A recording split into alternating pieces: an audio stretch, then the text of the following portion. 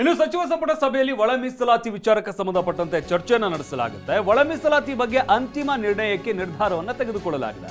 ಬೆಂಗಳೂರಿನಲ್ಲಿ ಗೃಹ ಸಚಿವ ಡಾಕ್ಟರ್ ಜಿ ಪರಮೇಶ್ವರ್ ಈ ವಿಚಾರಕ್ಕೆ ಸಂಬಂಧಪಟ್ಟಂತೆ ಹೇಳಿಕೆ ನೀಡಿದ್ದಾರೆ.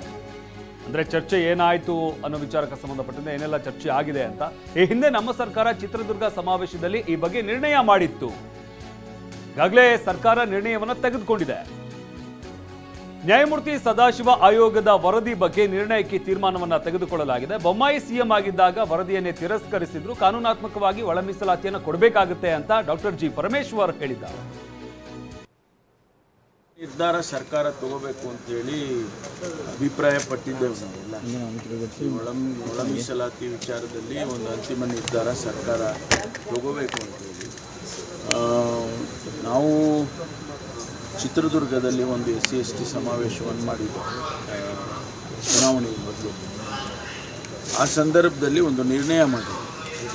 ಈ ಸದಾಶಿವ ಆಯೋಗ ವರದಿಯನ್ನು ನಾವು ಸದನದಲ್ಲಿ ಎರಡೂ ಸದನದಲ್ಲಿ ಮಂಡಿಸ್ತೇವೆ ಅಂತ ಹೇಳಿ ಮಾಡಿದ್ದೇವೆ. ಅದು ಆದಮೇಲೆ ಅಧಿವೇಶನ ಅಧಿವೇಶನ ಆಗಿದ್ದು ಚುನಾವಣೆಗೆ ಮೊದಲು, ಆಗಿನ್ನೂ ಸರ್ಕಾರ ಇತ್ತಲ್ಲ. ಆ ಸರ್ಕಾರದವರು ಹಿಂದೆ ಬೊಮ್ಮಾಯಿಯವರು ಅದನ್ನು ಒಂದು ಸಮಿತಿ ಮಾಡಿ ಕ್ಯಾಬಿನೆಟ್ ಸಬ್ ಕಮಿಟಿ ಮಾಡಿ ಇದನ್ನು ರಿಜೆಕ್ಟ್ ಮಾಡಿ ಬೇರೆ ಸಬ್ಜೆಕ್ಟನ್ನು ತಗೊಂಡು ಅವರು ಮೀಸಲಾತಿಯನ್ನು ಹೆಚ್ಚು ಮಾಡಿ ಕೇಂದ್ರಕ್ಕೆ ಶಿಫಾರಸು ಮಾಡಿದ್ದಾರೆ. ಒಟ್ಟಿನಲ್ಲಿ ಇವತ್ತು ಒಳ ಮೀಸಲಾತಿ ವಿಚಾರಕ್ಕೆ ಸಂಬಂಧಪಟ್ಟಂತೆ ಒಂದು ಅಂತಿಮ ನಿರ್ಣಯಕ್ಕೆ ಬರಲಾಗುತ್ತಾ ಅನ್ನುವಂಥ ವಿಚಾರ ಈಗಷ್ಟೇ ಗೃಹ ಸಚಿವರು ಕೂಡ ಮಾತಾಡ್ತಾ ಇದ್ರು. ಅಂದ್ರೆ ಸರ್ಕಾರನೇ ಇದಕ್ಕೆ ತಿದ್ದುಪಡಿ ತರೋದಕ್ಕೆ ಬರೋದಿಲ್ಲ, ಏನಿದ್ರು ಕೂಡ ಶಿಫಾರಸನ್ನ ಮಾಡಬಹುದು ಕೇಂದ್ರಕ್ಕೆ ಅನ್ನುವಂಥ ಒಂದು ವಿಚಾರ. ಸೊ ಹಾಗಾಗಿ ಕ್ಯಾಬಿನೆಟ್ನಲ್ಲಿ ಏನು ನಿರ್ಣಯ ಆಗುತ್ತೆ ಅನ್ನೋದು ಪ್ರಮುಖವಾಗಿ ಮಹತ್ವವನ್ನು ಪಡ್ಕೊಂಡಿದೆ. ಮತ್ತಷ್ಟು ಡೀಟೇಲ್ಸ್ ನೀಡೋದಕ್ಕೆ ನಮ್ಮ ಪ್ರತಿನಿಧಿ ಪ್ರಸನ್ನ ಈಗ ನಮ್ಮ ಜೊತೆಗೆ ಜಾಯ್ನ್ ಆಗಿದ್ದಾರೆ. ಪ್ರಸನ್ನ, ಈಗ ಇರುವಂತಹ ಪ್ರಮುಖ ವಿಚಾರ ಅಂತ ಹೇಳಿದ್ರೆ ಈ ಒಳ ಮೀಸಲಾತಿ ಬಗ್ಗೆ ಸರ್ಕಾರ ಏನು ನಿಲುವನ್ನ ತೆಗೆದುಕೊಳ್ಳುತ್ತೆ ಅಂತ ಹೇಳಿ ಈಗಾಗಲೇ ಪರಮೇಶ್ವರ್ ಅವರು ಮಾತಾಡುವಾಗ ಹಿಂದೆನೇ ನಾವು ಚಿತ್ರದುರ್ಗ ಸಮಾವೇಶದಲ್ಲಿ ಒಂದಷ್ಟು ಡಿಸ್ಕಷನ್ ಮಾಡಿದ್ವಿ, ಒಂದಷ್ಟು ನಿರ್ಧಾರಕ್ಕೆ ಬಂದಿದ್ವಿ ಅನ್ನುವಂಥ ಒಂದು ವಿಚಾರವನ್ನು ಹೇಳಿದರೆ. ಸೊ ಹಾಗಾಗಿ ಒಂದು ಫೈನಲ್ ರೂಪರೇಷೆ ಇವತ್ತು ಕೊಡ್ಬೋದಾ? ಅಂದ್ರೆ ಶಿಫಾರಸು ಹೇಗೆ ಮಾಡಲಾಗುತ್ತೆ, ಇದ್ರ ಬಗ್ಗೆ ಏನೇನು ಚರ್ಚೆ ಆಗುತ್ತೆ ಅಂತ ಕ್ಯಾಬಿನೆಟ್ನಲ್ಲಿ. ಮತ್ತೊಂದು ಕಡೆ HC ಮಹದೇವಪ್ಪ ಅವರ ನಿವಾಸದಲ್ಲಿ ನಡೀತಾ ಇರುವಂತಹ ಒಂದು ಮೀಟಿಂಗ್, ಎಲ್ಲಾ ವಿಷಯಗಳನ್ನ ಒಟ್ಟಾರೆ ಕ್ರೋಢೀಕರಿಸಿ ಮಾತನಾಡೋದಾದ್ರೆ ಪ್ರಸನ್ನ, ಇವತ್ತು ಎಷ್ಟು ಮಹತ್ವವನ್ನು ಪಡ್ಕೊಂಡಿದೆ ಈ ಒಳ ಮೀಸಲಾತಿ ವಿಚಾರ?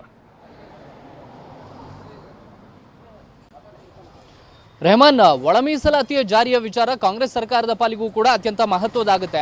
ಹಿಂದೆ ವಿಧಾನಸಭಾ ಚುನಾವಣೆ ನಡೆದಂಥ ಸಂದರ್ಭದಲ್ಲಿ ಚಿತ್ರದುರ್ಗದಲ್ಲಿ ಸಮಾವೇಶ ಆದಾಗ SC/STಗಳ ಸಮಾವೇಶದಲ್ಲಿ ನೇರವಾಗಿ ಕಾಂಗ್ರೆಸ್ನ ನಾಯಕರು ಹೇಳಿದ್ರು, ನಾವು ಸರ್ಕಾರ ರಚನೆ ಮಾಡಿದ ತಕ್ಷಣವೇ ಒಳ ಮೀಸಲಾತಿಯನ್ನು ಜಾರಿ ಮಾಡ್ತೇವೆ ಅನ್ನುವಂಥ ವಿಚಾರ. ಆದರೆ ಈ ಒಳ ಮೀಸಲಾತಿಯ ಜಾರಿ ವಿಚಾರ ಸಾಕಷ್ಟು ಗೊಂದಲಗಳಿಗೂ ಕೂಡ ಕಾರಣವಾಗಿತ್ತು. ಹಿಂದೆ ಬಿಜೆಪಿ ಸರ್ಕಾರದ ಅವಧಿಯಲ್ಲಿ ಸದಾಶಿವ ಆಯೋಗದ ಯಥಾವತ್ ವರದಿಯನ್ನು ಸ್ವೀಕಾರ ಮಾಡಿರಲಿಲ್ಲ. ಅದರ ಬದಲಾಗಿ ಒಂದಷ್ಟು ಬದಲಾವಣೆಯನ್ನು ಮಾಡಿ ಒಳ ಮೀಸಲಾತಿ ಕೊಡುವಂಥ ನಿರ್ಧಾರಕ್ಕೆ ಹಿಂದಿನ ಬಿಜೆಪಿ ಸರ್ಕಾರ ಬಂದಿತ್ತು. ಆದರೆ ಅದನ್ನ ಇದೀಗ ಕಾಂಗ್ರೆಸ್ ಸರ್ಕಾರ ಅದನ್ನು ಒಪ್ಪೋದಕ್ಕೆ ಸಿದ್ಧವಿಲ್ಲ. ಈ ಕಾರಣಕ್ಕೋಸ್ಕರ ನೇರವಾಗಿ ಸಂವಿಧಾನದ ಪರಿಚ್ಛೇದಕ್ಕೆ ತಿದ್ದುಪಡಿಯನ್ನು ಮಾಡೋದಕ್ಕೆ ರಾಜ್ಯ ಸರ್ಕಾರದ ಕೈಯಲ್ಲಿ ಸಾಧ್ಯವಿಲ್ಲ. ಒಳ ಮೀಸಲಾತಿ ಸರಿಯಾಗಿ ಅನುಷ್ಠಾನಕ್ಕೆ ಬರಬೇಕು ಅಂತಂದ್ರೆ ಅದು ಕೇಂದ್ರದಿಂದಲೇ ಆಗಬೇಕು. ಆ ಕಾರಣಕ್ಕೋಸ್ಕರ ಕೇಂದ್ರ ಸರ್ಕಾರಕ್ಕೆ ಶಿಫಾರಸು ಮಾಡೋದಕ್ಕೆ ತೀರ್ಮಾನವನ್ನು ತೆಗೆದುಕೊಳ್ಳಲಾಗಿದೆ. ಇವತ್ತು ನಡೆಯುವಂತಹ ಸಚಿವ ಸಂಪುಟ ಸಭೆಯಲ್ಲಿ ಒಳ ಮೀಸಲಾತಿ ಜಾರಿಗೆ ಸಂಬಂಧಪಟ್ಟಂತೆ ಕಾನೂನಾತ್ಮಕ ತೊಡಕುಗಳೇನಿದ್ದಾವೆ ಅದನ್ನು ಹೇಗೆ ಬಗೆಹರಿಸಿಕೊಳ್ಬೇಕು ಅನ್ನೋ ಬಗ್ಗೆ ಮುಖ್ಯಮಂತ್ರಿ ಸಿದ್ದರಾಮಯ್ಯನವರ ನೇತೃತ್ವದಲ್ಲಿ ದಲಿತ ಸಚಿವರು ಮತ್ತು ಉಳಿದಂತಹ ಸಚಿವರ ಜೊತೆಗೆ ಸುದೀರ್ಘವಾದಂತಹ ಮಾತುಕತೆಯನ್ನು ನಡೆಸಲಾಗುತ್ತೆ.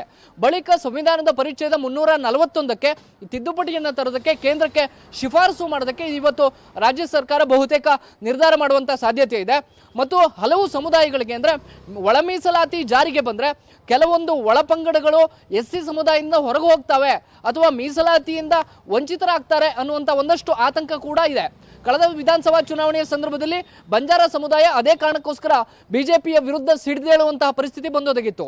ಆ ಕಾರಣಕ್ಕೋಸ್ಕರ ಎಲ್ಲ ಸಮುದಾಯದ ನಾಯಕರನ್ನ ಒಗ್ಗೂಡಿಸಿ ನಿರ್ಧಾರವನ್ನು ಕೈಗೊಳ್ಳಬೇಕು ಅನ್ನುವಂಥ ಕಾರಣಕ್ಕೋಸ್ಕರ ಕ್ಯಾಬಿನೆಟ್ ಸಭೆಗೂ ಮುಂಚಿತವಾಗಿ ಇವತ್ತು ಸಮಾಜ ಕಲ್ಯಾಣ ಸಚಿವ HC ಮಹದೇವಪ್ಪ ಅವರ ನಿವಾಸದಲ್ಲಿ ದಲಿತ ನಾಯಕರ ಸಭೆ ನಡೆಯಿತು. ಅದರಲ್ಲಿ ವಿಧಾನ ಪರಿಷತ್ ಸದಸ್ಯರು ಭಾಗಿಯಾಗಿದ್ದರು, ಉಳಿದಂಥ ದಲಿತ ಸಚಿವರು ಕೂಡ ಭಾಗಿಯಾಗಿದ್ದರು. ಅವರೆಲ್ಲರ ಒಮ್ಮತದ ಅಭಿಪ್ರಾಯ ನಾವು ಸಮುದಾಯವನ್ನ ಒಂದುಗೂಡಿಸಿಕೊಂಡು ಹೋಗಬೇಕು ಮತ್ತು ಒಳ ಮೀಸಲಾತಿಯನ್ನು ಜಾರಿಗೆ ತರಲೇಬೇಕು. ಇಲ್ಲದೆ ಹೋದರೆ SC ಸಮುದಾಯದಲ್ಲೇ ಇದ್ರೂ ಕೂಡ ಮಾದಿಗ ಸಮುದಾಯ ಸೇರಿದಂತೆ ಬೇರೆ ಬೇರೆಯ ಒಳಪಂಗಡಗಳಿಗೆ ಮೀಸಲಾತಿಯ ವಿಚಾರದಲ್ಲಿ ಅನ್ಯಾಯ ಆಗ್ತಿದೆ. ಅದನ್ನ ಸರಿಪಡಿಸದೆ ಹೋದ್ರೆ ಮುಂದಿನ ಲೋಕಸಭಾ ಚುನಾವಣೆ ಮೇಲೂ ಕೂಡ ಪರಿಣಾಮ ಬೀರಬಹುದು ಅನ್ನುವಂತ ಆತಂಕವನ್ನು ವ್ಯಕ್ತಪಡಿಸ್ತಾ ಇದ್ದಾರೆ. ಈ ಕಾರಣಕ್ಕೋಸ್ಕರ ಇವತ್ತಿನ ಕ್ಯಾಬಿನೆಟ್ ಮೀಟಿಂಗ್ ಅತ್ಯಂತ ಮಹತ್ವವನ್ನು ಪಡೆದುಕೊಂಡಿದೆ. Rahman. Okay, thank you Prasanna.